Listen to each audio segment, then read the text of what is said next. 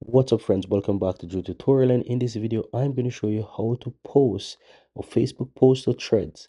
Go ahead and find that post that you want to share to threads, click share, and if you look at the bottom you want to scroll all the way across until you find threads, then tap on it and it will take you into threads. You can go ahead and choose your profile and click on continue, and it's going to open up your threads here. So if you open it for the first time, just allow a few seconds and then you will see the option there. So you want to go ahead and choose to confirm, and then you will see that it takes you right into your threads account, right? So once you confirm everything, you will see that you are now in threads.